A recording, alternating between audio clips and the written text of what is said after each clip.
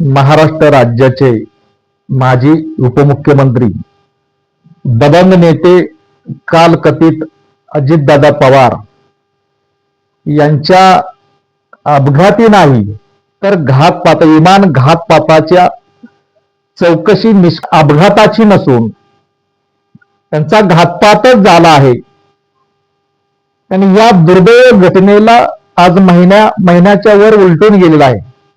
त्यांची योग्य चौकशी आजही महाराष्ट्रासमोर आली नाही. निष्पक्षपणे या घातपाताची चौकशी आज सुद्धा महाराष्ट्रासमोर आली नाही. तर महाराष्ट्राच्या तमाम जनतेसमोर अनेक शंका, अनेक प्रश्न उपस्थित आहेत की खरंच हा घातपात आहे का अपघात आहे, याची उत्तर महाराष्ट्राच्या जनतेला मिळणं गरजेचं आहे.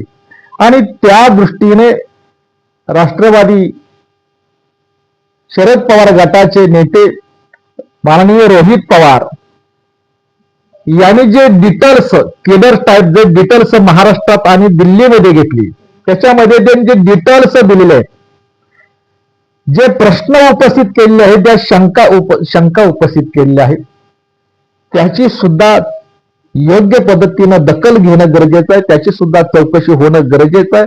त्यामुळे महाराष्ट्राच्या जनतेच्या मनातील जो संभ्रम आहे, जो शंका आहे, जो अनेक प्रश्न निर्माण झालेला आहे अजितदादांच्या अपघाती निधनाच्या संदर्भातून, त्या जनतेच्या मनातील सुद्धा प्रश्न आणि शंका दूर निघून जाईल. परंतु यामध्ये सुद्धा राजकारण करायचं, यामध्ये सुद्धा राजकारण खेळलं जात आहे. महाराष्ट्राच्या राजकारणाची पातळी आजपर्यंत इतकी खालावली नव्हती, पण भाजपच्या काळामध्ये महाराष्ट्राच्या राजकारणाची पातळी प्रचंड खालावलेली आहे. खर तर केवढी शोकांतिक आहे बघा.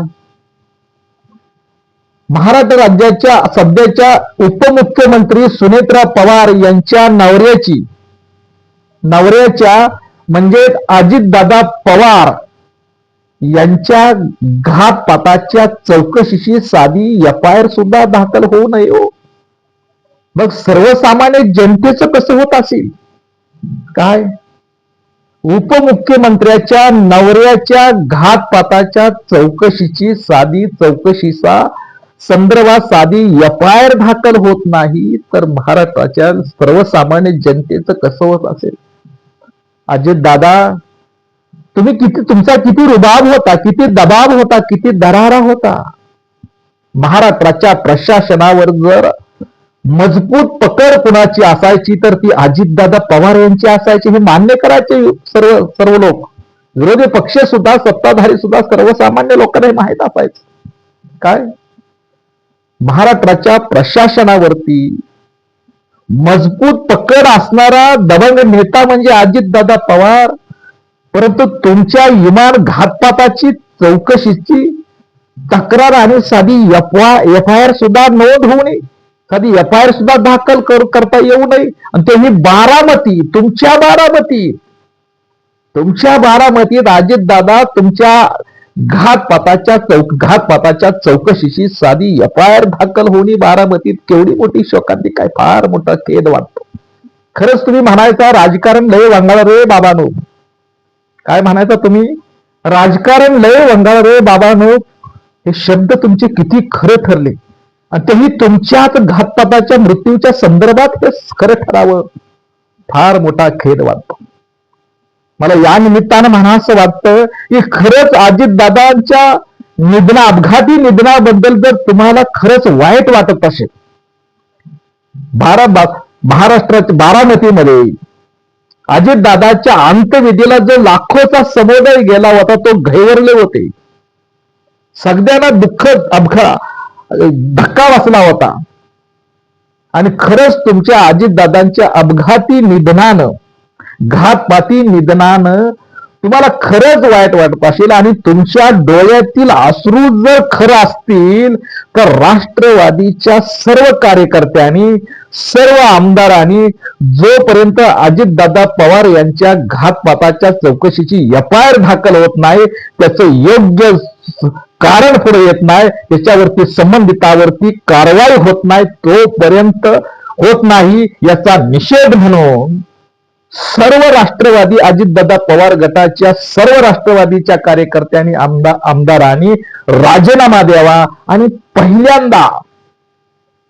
पहिल्यांदा सुनील तटकरे आणि पहिल्यांदा प्रफुल्ल पटेल आणि सुनील तटकरे आणि इतर चांडाळ चौकटीची पहिल्यांदा राष्ट्रवादी अजित पवार गटातून हकालपट्टी झाली पाहिजे, याची मागणी खुद्द अजितदादा पवार गटातील आमदारांनी आणि कार्यकर्त्यांनी करणं गरजेचं आहे.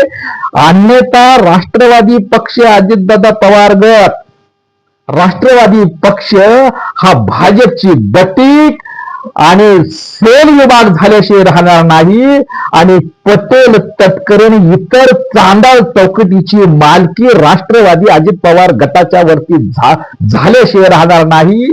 याची योग्य दखल घेऊन राष्ट्रवादीच्या अजितदादा पवारावर निष्ठा असणाऱ्या राष्ट्रवादीच्या आमदारांनी आणि कार्यकर्त्यांनी राजीनामा देऊन बाहेर पडले पाहिजे आणि अजितदादा पवार यांच्या घातपाती चौकशीचं योग्य कारण कळलं पाहिजे, संबंधितावर ती कारवाई झाली पाहिजे, याच्यासाठी एफआयआर दाखल झाले पाहिजे.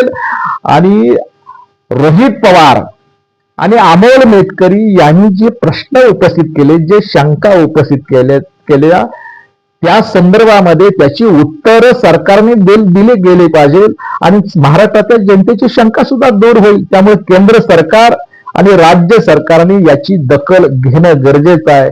खरंच अजून एक मला म्हणावंसं वाटतं की देवेंद्र फडणवीस तुमच्या गृहमंत्रालयाला देवेंद्र फडणवीस तुम्ही गृहमंत्री आहे, सत्तेचा इतका मस्तवालपणा तुम्हाला चाललाय, भाजप सत्तेवर आला एवढं सत्तेचा मस्तवालपणा तुम्हाला चाललाय.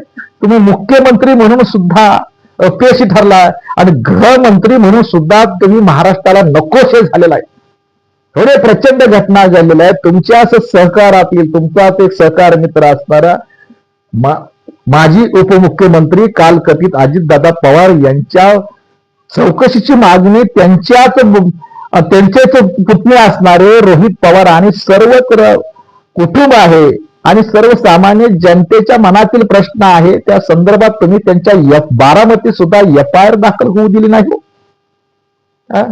साधी पोलीस प्रशासन राजकीय दबावपोटी पोलिसांनी काम करून संविधानाने तुम्हाला वर्दी दिलेली आहे, त्या वर्दीच्या रक्षणासाठी संवर्धनासाठी तुम्ही काम करायचं आहे.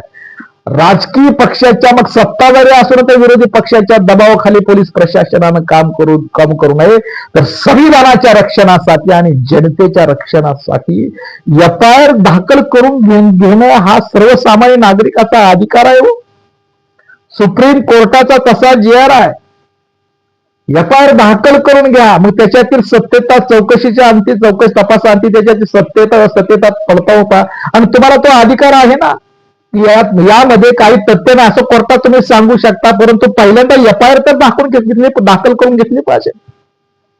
एफआयआर दाखल करणं हा सर्वसामान्य जनतेचा अधिकार आहे, पण इथं उपमुख्यमंत्र्याच्या नवऱ्याच्या घातपाताच्या चौकशीची साधी एफआयआर दाखल होत नाही. केवढी मोठी शोकांतिका, सर्वसामान्य जनतेचं कसा अधिकार असेल. इथं आमदार असणाऱ्या रोहित पवाराची एफआयआर दाखल करून घेतली जात नाही. तो अधिकार जर सुप्रीम कोर्टाने दिलेला अधिकार, घटनेने दिलेला अधिकार जर पोलीस प्रशासन हिरावून घेत असेल सत्तेच्या दबावापोटी, तर कसलं हे कायद्याचं राज्य. देवेंद्र फडणवीस कसलं तुमचं गृह खातं आणि अजित दादा तुम्ही कसला दबाव, कसला दरारा होता तुमचा. एक फोन केला का पोलीस प्रशासन नवं सर्वच खातं तुमची त्याची तात्काळ दखल घेत होते आणि तुमच्याच विमान घातपाताच्या चौकशीची साधी बारामतीच्या पोलीस स्टेशनला सुद्धा दखल होऊ नये. फार मोठी शोकांतिका, खेद वाटतो. या गोष्टीचा मी जाहीरपणे या माध्यमातून निषेध करतोय आणि अजितदादा पवार यांच्या घातपाताची चौकशी झालीच पाहिजे अशी मागणी या निमित्ताने मी करतो आहे.